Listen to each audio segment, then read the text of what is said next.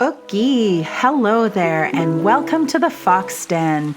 Nistu anagok biksipidaki. I am Andrea Truejoy Fox, your host for Talks with a Fox. I'm happy you have joined me on this colorful adventure of self-discovery and lifelong learning.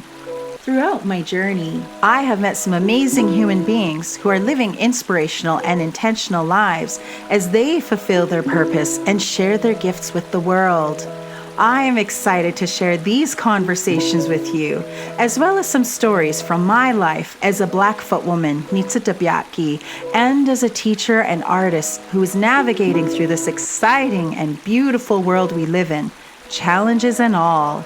So grab a tea or coffee and get ready to feel inspired as you reflect on your own exciting journey and your connection to the world.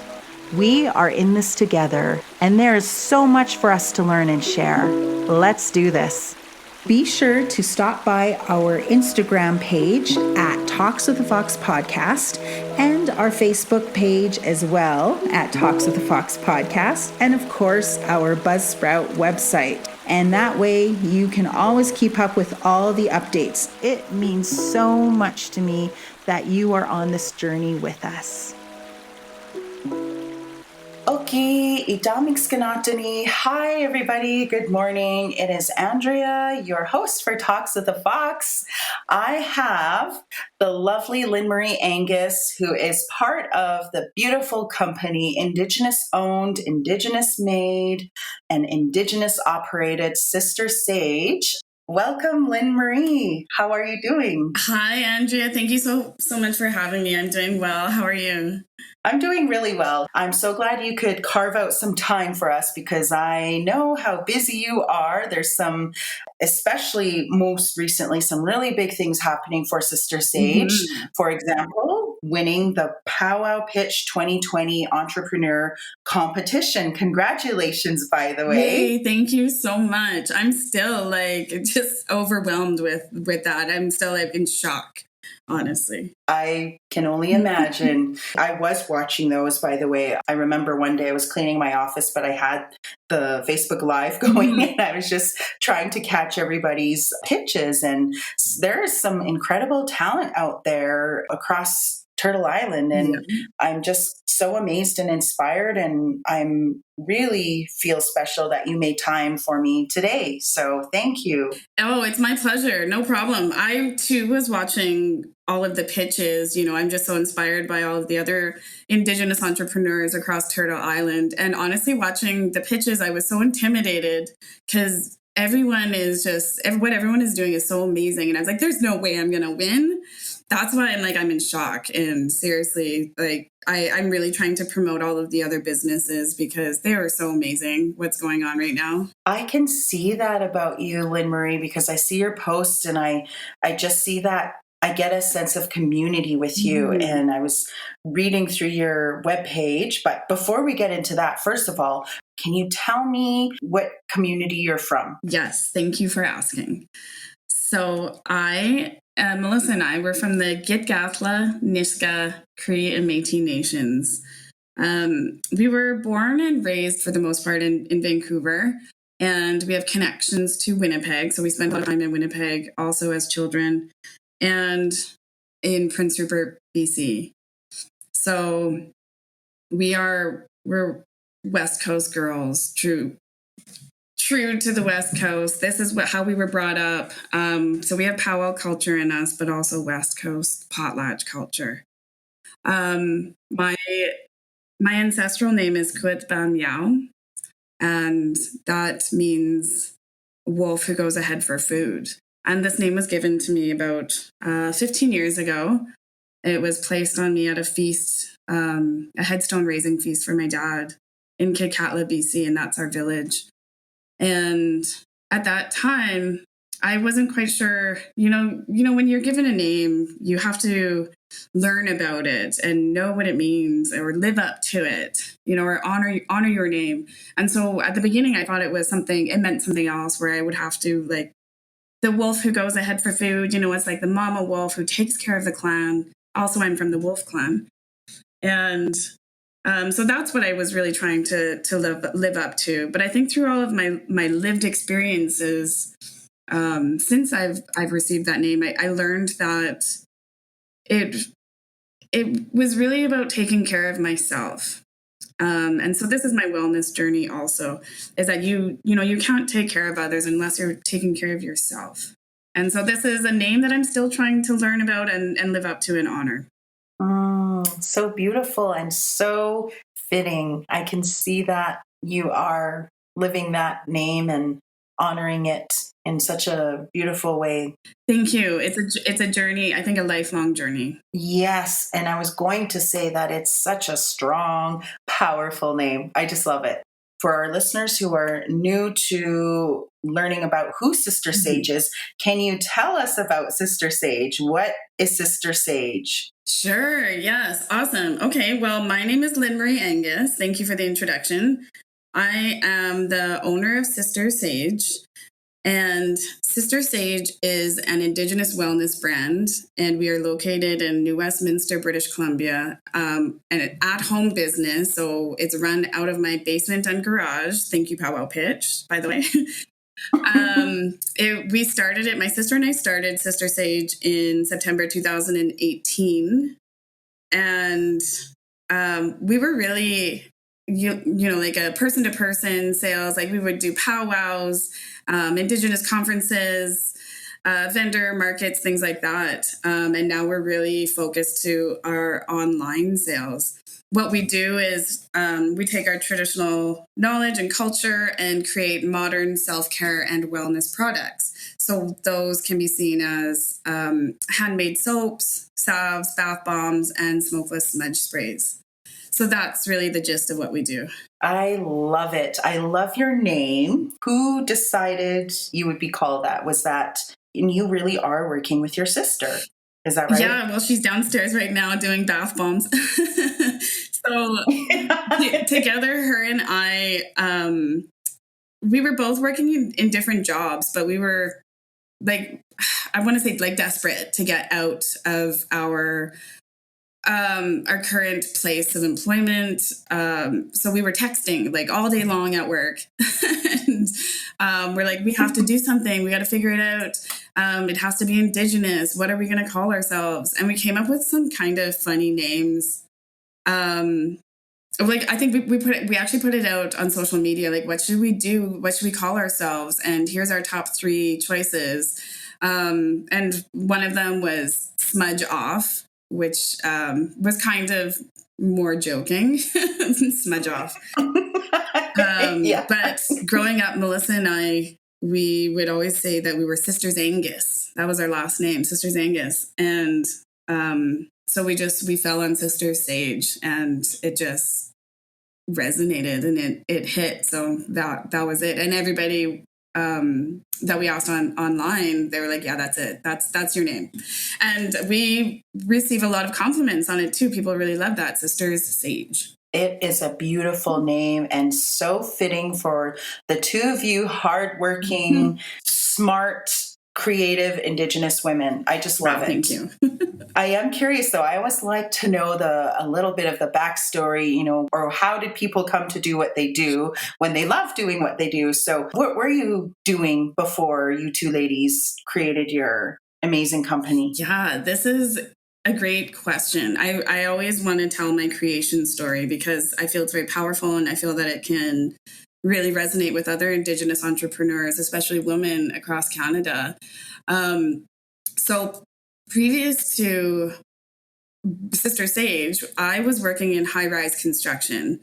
I was a laborer, I was doing just kind of like the odd jobs around construction sites. And I think, as you can imagine, it was just really it was not good for me. It was very toxic. It was very sexist. It was very racist. I experienced so many days where I would just, be like hiding and crying and I got to get out of this.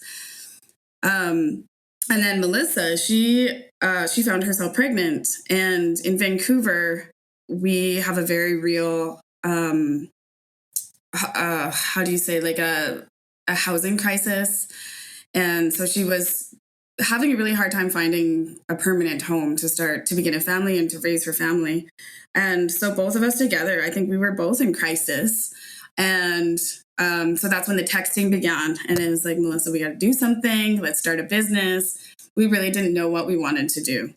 Melissa was already doing bath bombs. Like she had an interest in it and she was making them at home. And I had an interest in soap making. So we collaborated with that, and still we didn't really have a big plan. We didn't have a master plan yet. But so there was one particular day at work that was really emotional for me. So I left work early. I picked up Melissa and we went to the Friendship Center in Vancouver. And at the Friendship Center, there's this place called Access, and it's like the community career help place. You know, you go make resumes, you can meet with a counselor to help you make career plans. And the first pamphlet that I saw on the table was for a community entrepreneur program that was beginning the very next day. And I was like, that's it. That's what we need to do. So we raced down to the Learning Center, it was called, and it was near Main and Hastings in Vancouver. And it's the UBC Learning Place. And I signed up. I was the last person to get into the program. There was no room for Melissa, and it started the next day. So I went the next day and for the next 6 weeks after that. And really it was, this was the beginning of Sister Sage. There they taught me the ins and outs of running a business, your day-to-days, and it really helped me to conceptualize what Sister Sage was going to be. And at the end of this 6 weeks program, I gave a pitch, which was terrifying because it was to a panel of judges and then also all of my peers in the class. And it was, I think, supposed to be 10 minutes. It ended up being 20 minutes.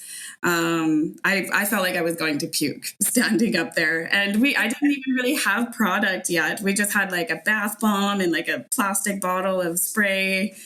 And the judges loved it. And they awarded me $200. And that really was the beginning of Sister Sage. Oh, that is incredible. Wow. I love it. That's why I always like to know what's the backstory behind the story. Yeah. That's incredible. I mean, and while doing the pitch really set you up for doing a pitch on a national level. Yeah, definitely. I feel like the powwow pitch, doing that, well, of course it was virtual, so it wasn't as terrifying. But I really feel like my very first pitch was that was something I will always remember. And from that time on too, I always told myself that I need to put myself into uncomfortable situations like this, and speaking to large groups of people. And I think that growth comes from your discomfort. Put yourself in uncomfortable situations, yes. And then you can grow from that. Absolutely. I just love that. That's such a powerful way to look at how we can really continue to develop who we are as people. And in this case, in business. First of all, I want to say that I empathize with your story about working in a toxic workplace and, dealing with what you had expressed. But it says a lot about you as a person and as a woman, how I really appreciate how you took charge of your situation and you removed yourself and you stepped into somewhere else that you knew you could thrive in, which was starting your own business. Yeah, definitely. I mean, my story, it goes a little bit further. If you don't mind, I want to share this little extra part about it as well. Please do. So I did that class in September of last year or the year before. I enrolled into BCIT to take project management. So I did that school full-time at nighttime. And then I was offered a full scholarship to the University of British Columbia to do the Aboriginal Business Management program. And so I was doing both classes. And I was working full-time still in construction because we are a bootstrap business and I needed my wages to really support our business startup. And also I was pursuing Sister Sage. So it was a really busy time for me. And So one particular incident, and this was the very last time I worked in construction, and it was Indigenous Peoples Day, 2019, and I went to work, and I don't know if you know what a hoist is. So it's basically an outside elevator, like a metal cage elevator that goes up and down the high rise. Okay. So the operator, he had trapped me in the hoist. And it was about 7 a.m. I was at work, I was wearing my beads and my shirt, and I'm like, this is my day, all proud. And then this happened, like right away, first thing in the morning. So he trapped me in there, and he told me that he can keep me in there for as long as he wants. And it was a really traumatic experience for me. So I had left work that day, and I was diagnosed with post-traumatic stress disorder and major depressive disorder because of this incident. And because of these diagnoses, it almost took me out of the entrepreneur game. Well, number one, I was using my wages to fund our business.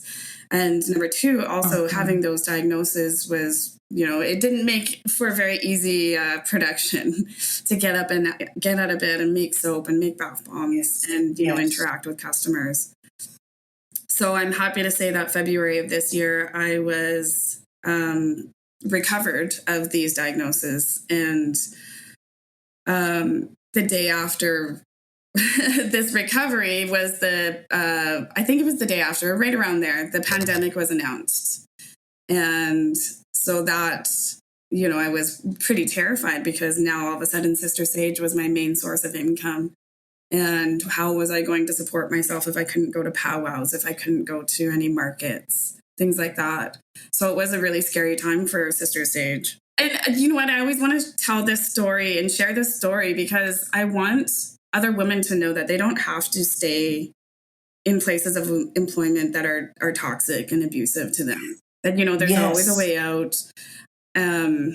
Unfortunately, my story, has to, my mental health was at stake, but I sought out help, and I did intensive therapy to recover from this diagnosis. And in the end, I feel like it's given me a stronger creation story for Sister Sage, and a story that I really hope that will resonate with a lot of women out there who are looking to get out of their own toxic situations. That is so powerful, Lynn-Marie. I mean, yes, there are so many of our women who are just starting to come forward and say, this is what happened to me, speaking to workplace toxicity and racism. There's a lot of words I want to say about what happened to you. I'm so sorry, because that's very traumatic, and my heart goes out to you for having to endure that.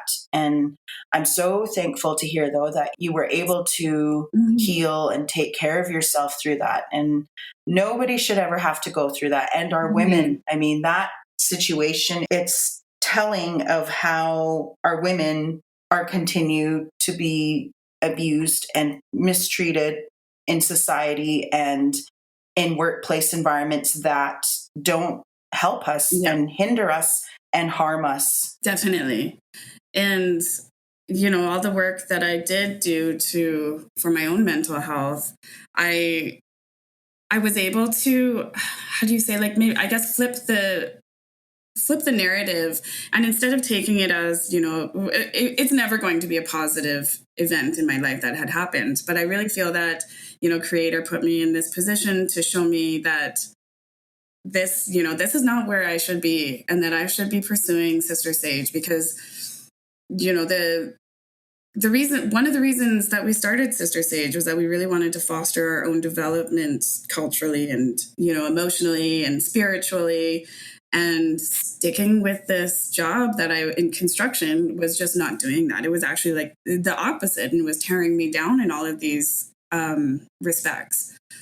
So I was able to get out and begin working on myself and Sister Sage, and through Sister Sage, hopefully inspire other Indigenous women and youth to do, to find their own financial futures and emotional and cultural futures through entrepreneurship. Yes, 100%. I mean, I'm so glad that you shared your story, because I know there are going to be lots of women listening to this and who sometimes just need that little nudge. And it's often when they hear someone else's story that they're like, yeah, you know what? I don't need to keep doing this anymore. And there are other options. There's always another way. Sometimes I really like how you talked about the financial part of it, because yes, the bills need to get paid. We need to put food on our tables and we need to sustain ourselves. But we also don't have to stay in a place that is going to cause harm on us. Exactly. You know, another aspect of this too, and this is something that I always try to share, is that, you know, as Indigenous people were the true and first entrepreneurs of Turtle Island. You know, we were fur traders and house builders and chefs, et cetera, et cetera. But with the inception of the Indian Act, that really confined us to reservations, and it took us out of having a successful economy, and it really kept us dependent on the Indian agent. And the system obviously continues today. So what I call this is our economic reconciliation.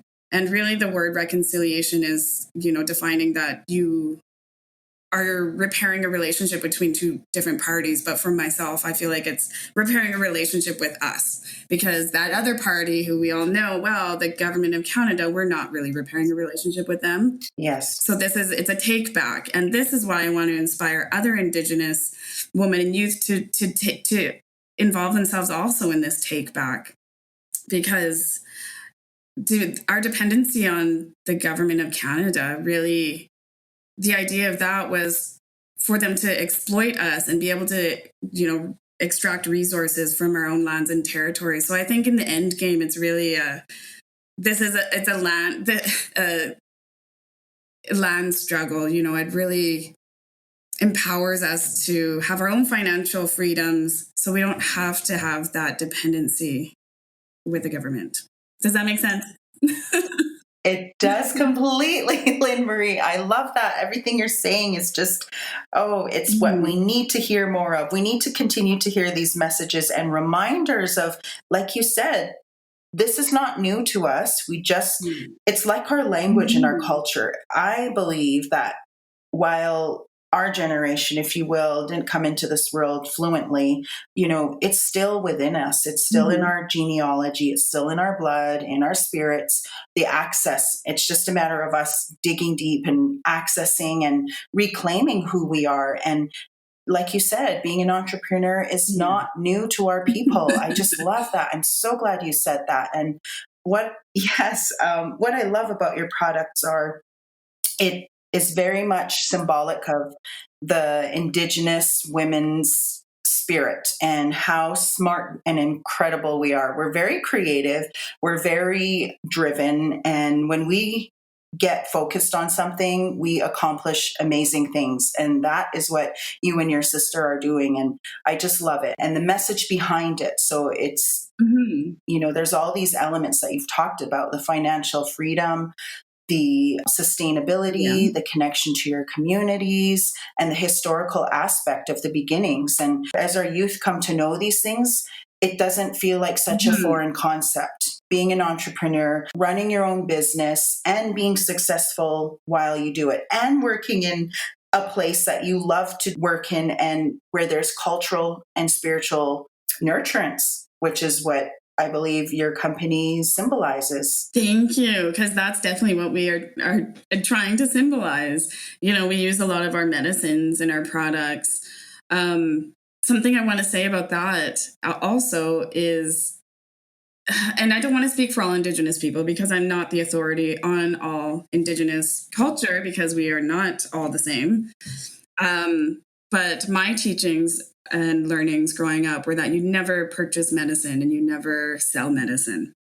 And so that was something that we really had to navigate around, you know, our Indigenous morals. How can we do this, but still stay true to ourselves? And so we consulted with elders and other people. And really what we landed on was that what we're doing is we're producing a product, we're selling our efforts, we're selling the packaging, we're selling the product, and the medicine is a gift.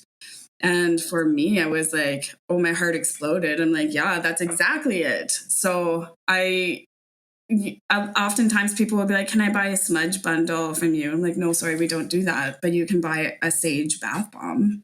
That is so ethical. That's a culturally ethical example of how things should be done. I know we're not speaking for everyone, but I can speak from my Blackfoot cultural ways of knowing is I'm in alignment with what you said. And I love that you talked with your elders. They were part of your consultants as you created your products. That's really important. And I think that is an important part of what we do as Indigenous people. So, wow, I'm glad you shared that. I agree. It's really important. I really strive to lead with my authenticity and my integrity. And through business and personal and cultural, like they're all intertwined, and some may be, separate, but there's aspects of each that are involved with all. And I have to be true to that. Oh, yes. And it comes through in the products that you are creating. So, yes, speaking of these beautiful products, by the way, I'm just going to say that I haven't done my Christmas shopping yet, but you ladies are definitely on my list of places I will be putting my business to. And I will be doing a share, shop, support Indigenous Sunday post just to like I said, share and encourage people to shop Indigenous. Oh, I love it. Thank you. Thank you so much. Yeah, I'm honored to be included in that. Yeah, shop Indigenous. I'm all about like hashtag Indigenous business, hashtag shop Indigenous. Like I'm just out there trying to promote all Indigenous businesses at all times. Yes, absolutely. I mean, I was thinking, okay, Walmart, for example, right? Or Costco, or, these larger stores that a lot of people, but in this case, Indigenous people shop at, families. All the money that we bring into the cities, that we put into businesses, I just think, you know what? Let's just start putting that back into our own communities. Let's start and continue to support and shop Indigenous. So, yeah, exactly. I think right now, I really feel that there's like a global shift in consciousness where people are looking to support not big box stores, but small businesses, local businesses, and also BIPOC businesses. And I'm like, check, that's us. And so we've really received great reception recently. We're added to lists all the time on social media. And I'm like, it's just even today, I'm like, wow, there's so many new followers. I'm so excited about all of this. Oh, I love it. Yes, absolutely. And like you said, the shift, I'm seeing it, and it's only going to continue to grow. And also on a general note here, I think a lot of people are now shifting to shopping online. Yeah. So through this pandemic, it has further reinforced that. And then it's bringing the money back into supporting small businesses. And with small businesses, big things happen. That's how I'm thinking about things. And there are unique products. I love that sometimes you can't find this product everywhere else. Right. I love that you can only get this product. For example, your Two Spirit soap. I just love those colors. Yeah. What a beautiful product, and what a great name. A way to honor our Two Spirit community. Yeah. So on that note, I'm just curious, who comes up with the designs and the colors? Is that both of you, or is that an area that one of you specializes in? That's a great question. So when we started, I mentioned this already, when we first started Sister Sage, Melissa was pregnant. And she has since had 2 children. So she's 2 under 2. But while you're pregnant, you can't really work with the lye. So she couldn't make soap. So it really just fell on me. And I was the one making the soap. But together we were collaborating on, the smells and the way it's going to look, and the descriptions, things like that. But really, I'm the soap lady. Okay. I love it. There are some people, and by people, I'll include myself. myself. What is a bath bomb? Well, okay, a bath bomb it's like a one-time use product. It's made with baking soda and citric acid and smelly. So you drop that into a nice warm bath and it fizzes all up. And the ingredients are very good for like softening your skin and helping to cleanse you, but also the essential oils we add to it. They're for different things. For like lavender, for example, is very relaxing. It's like a bedtime scent. It's calming. Or sage, what we know of sage is it's more of like a cleansing or a thankfulness ritual. So I really feel that our products, when we use our medicines in it, it's like a double cleanse. It's like cleansing your soul while cleansing your body. Yes, I love that. Yeah, and then the soap bar it's soap, and our soap we make it all by hand, and it's cured for a minimum of 4 weeks. So I know it's funny you mentioned the Two Spirit. That one I think is probably our most popular. It's also the one that takes the longest to make because of all the colors. And so it's also the one constantly sold out. I can see why. Wow. Oh my gosh. And I love that. Yes. And by the way, what a lovely description and way to differentiate soap bars and bath bombs. You just brought me to a state of calm.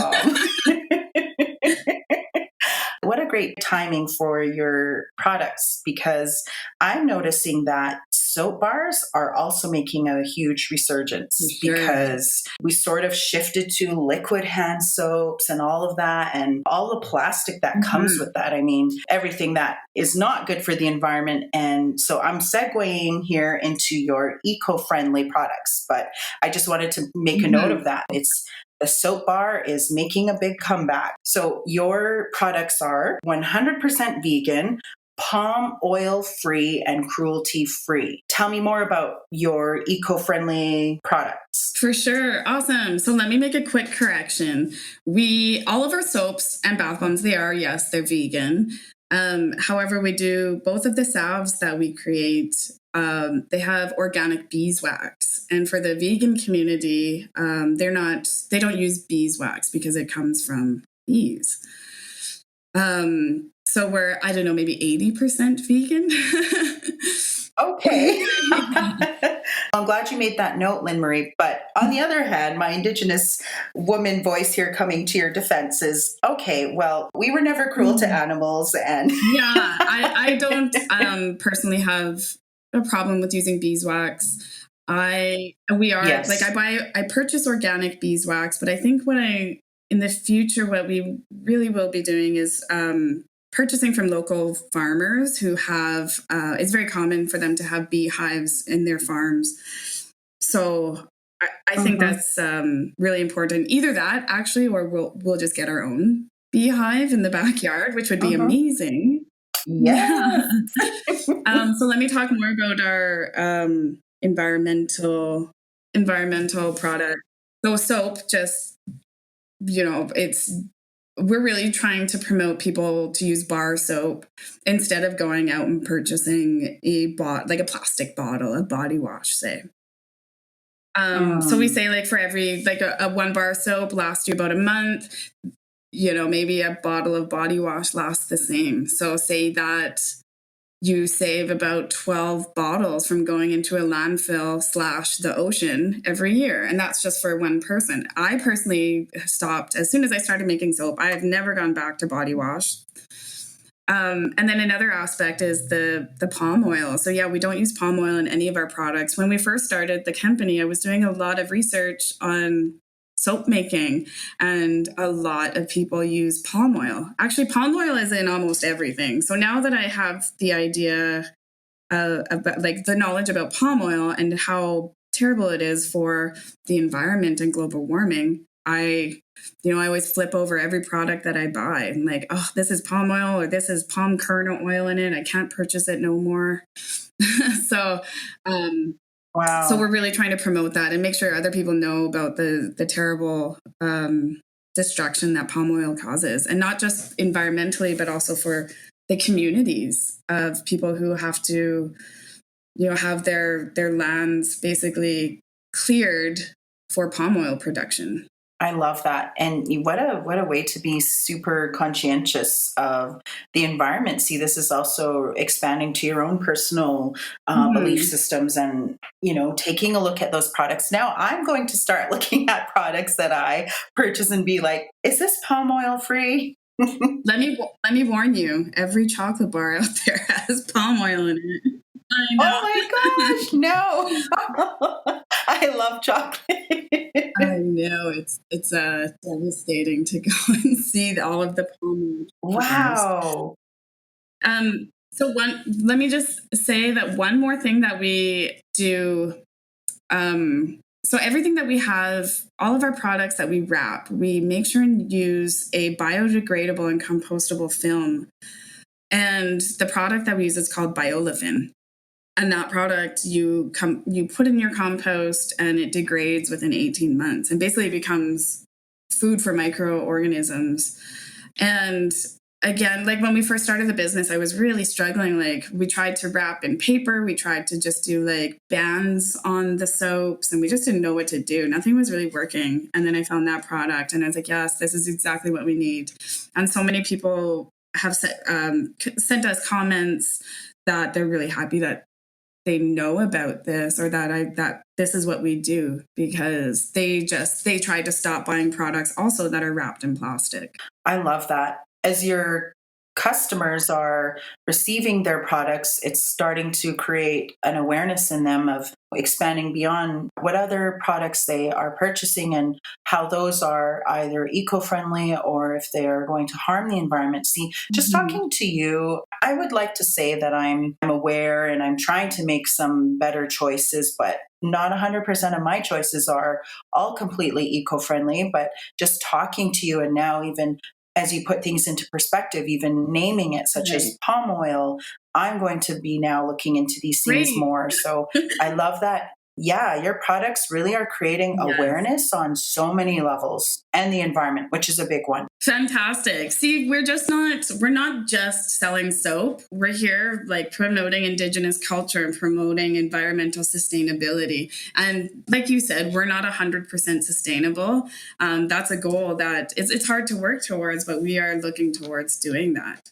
I love what your products stand for, the environmental awareness, the cultural education, especially for people who are learning or unaware about Indigenous ways of being, and also the whole wellness aspect behind it, how it's connected to your own life experiences and then connecting into how people connect to wellness. And I'll be honest, I didn't quite make the connection before I knew about your products about wellness and soap. We think, okay, a bath, or you connect that to wellness, but actually tying it to a very specific product, soap. And I love that. I really love it. And I love the message behind Sister Sage. It's a reminder to all of us, whether you are Indigenous or whether you are a woman or, whatever your background is, there's something for everybody who comes to your store and purchases your products. I think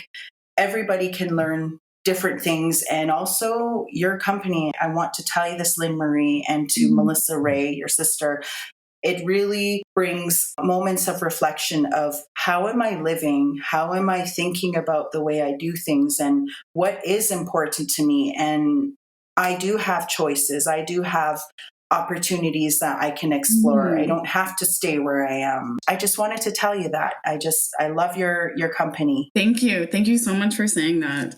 And that's really important. Oftentimes I'll tell people we could be selling anything, but our mission and our values and our goals will always be the same. And that's really to promote Indigenous business and Indigenous wellness. And you're right, our products are for everybody. We don't want to ever silo ourselves and put ourselves into we're just for one kind of people. We're for everybody. Yes, exactly. Oh, I love it. Okay, so my dear, we are going to move into the final 4 questions. Yes. So these are just questions that I don't pre-plan. Basically, they come to me as I talk to my guests. You don't know what I'm going to ask you, and it could be anything. I know. You know what? I've listened to your podcast, and I know this part. Okay. But I promise you'll have a fun time, though. Okay. All right. This first one here comes to mind because you are working with your sister, which is family. What is it like working with family, with your sister? How has this enhanced or impacted your relationship as sisters? That's a difficult question to answer. Take your time. So we're sisters. We're about, I think, 13 months apart. We've grown, like we've always been best friends, and very close. And so starting the business, like I mentioned, she was pregnant twice. So there were very long periods of times that she wasn't here. So it was often a struggle, especially through COVID times, because at the beginning, we were under lockdown. I couldn't get any help into my own house. She couldn't come because of the regulations. So it was difficult to be doing this by myself. But and even now, she's not here full time. So she comes when she can. Like she's got two little toddlers running around at home. Yeah. So sometimes it's difficult when I feel like, oh, okay, there's a lot of weight and work that I have to do. But then she shows up and it's just like we've always been, just like two aunties laughing away and making some soap and bath bombs. Oh, I love that. Just you saying that gave me the visual of how it used to be with our women back in the day, right? Gathering and working and telling stories and Definitely. That's definitely us. Oh, I love that. And by the way, I'm going to be ordering for myself your anti-BCOM smokeless smudge. Excellent. That's a good one. I keep that one next to my desk when I'm like starting to have some panic. I'm like, no, just relax. Just take a breather. That is great. I love that. And I'll probably keep it in my car with me. Okay. Question 2 here. Do you see companies becoming more sustainable in the future? Indigenous companies? Yes, definitely. The first that comes to mind, of course, is Cheekbone Beauty. Jen Harper, she's on like a mission of sustainability, and what she does with her products is amazing. I know she has a line out right now that uses, and I'm going to mess this up, but it uses agricultural waste. And I know she didn't want to call it that, but, instead of having this go into waste, she repurposes it, and it is now into beauty products and even just into the tubes that she makes to carry the lipstick. Like everything is sustainable. So yeah, I think that as Indigenous people, we are stewards of this land, and we are working towards protecting it. And, even just sharing this knowledge with other people is doing the work that we are here to be doing and protecting our lands and territories and oceans. Absolutely. Oh, yes. I love that. Yes, we are stewards of this land. Yes. Beautiful. And yes, there are so many of our Indigenous companies that I'm starting to learn about that are just moving and shaking things, and not just within Indigenous communities, but on a larger global front. Like that's where I see Sister Sage and Cheekbone Beauty and other incredibly creative Indigenous companies. Thank you for sharing your response on that. And I think it'll be very encouraging for our new up and coming Indigenous entrepreneurs. Good. I hope so. Okay, so I'm curious, what does Lynn-Marie do when she's not making soap bars or creating amazing smokeless smudge product? What do you like to do in your off time? That is also a difficult question. I have to say, because being an entrepreneur, and especially at the beginning, it's a lot of work, and it's long days. Even this week, because I'm going to take Sunday off, but I still managed to get to my suppliers and do my purchasing, and then I came home. So I think what I like to do is eat and go out to restaurants with my family and eat. Yeah. So besides that, what's your favorite food? My favorite food, you can't ask me that question because it's all food. Yeah, I think that the Lower Mainland has a huge food scene, and we have our favorite restaurants and we frequent them. Wonderful. Yeah, you guys have a lot of great options out there. Of course, connecting it to our Indigenous fisheries as well. Yes, well, salmon is life, and being on the West Coast, and I'm a West Coast girl. The ocean is very vital to our culture and our spirituality here. Okay, my dear. So with the final 4 question here, where do you see Sister Sage in the next 5 years? All of your questions have been so difficult. That's okay. Take your time. So I'm always just like looking to next week or next month or next year. And really the biggest thing that happened was powwow pitch.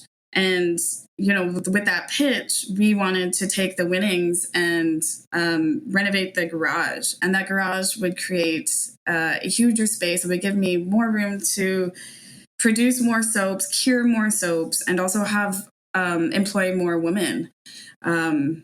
And so that's happened, and that's in the works. So that was my plan. And thinking about 5 years from now, I'm like, wow, what's the next step? Maybe just, I think really like, I would love to have a larger warehouse where we employ even more Indigenous women. But not only just one in the Lower Mainland. I would love to have one in the interior of BC, or maybe on the island. Or maybe somewhere else across Canada. I have big dreams for Sister Sage. And, at the beginning, I was like, my dream was like this right now. And I think that I've accomplished it. And there's so many iterations of Sister Sage and what we are, have been, and what we are going to be. So Creator only knows. Yeah, so beautiful. That's so true. And I love it. It's like we have these plans and where we envision ourselves, but like you said, Creator gets to decide that. And I will say this, based on what I have learned about Sister Sage and about yourself, Lynn-Marie, is you are moving in such a powerful, beautiful direction. And everything that you do is going to work out in a really beautiful way. And because your heart is in it, and you are not only thinking from an individualistic mindset, which often Eurocentric ways teach entrepreneurship to be from more of an individualized mindset, whereas where it needs it to be in our Indigenous mindset, we are always thinking collective, and you represent that. Thank you. I think that's what we really are going forward with. Is as a community, and really like uplifting our community and our people. And I know it might kind of sound a little silly, but we are trying to heal our people through soap.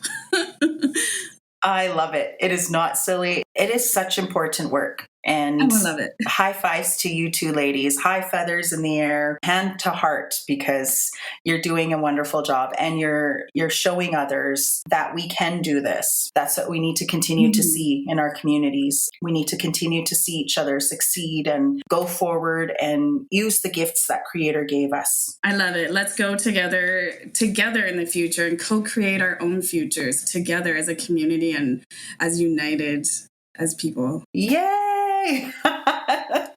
Oh, I just feel so uplifted by talking with you today, Lynn-Marie. And please say hi to Melissa Ray. And I'm cheering for you ladies. And you're doing a wonderful job. And it has meant the world to me talking to you today. Thank you so much for having me, Andrea. I love this. I love listening to all of your past podcasts. I got to say, especially Maya's. Oh, I love her. Maya, who also won Powwow Pitch. I'm so proud of her. That was such a fun conversation and very different, talking to a young person. But yes, she knows what she's doing. She knows where she's going, and all the best to Kokum Scrunchies as well. And Sister Sage.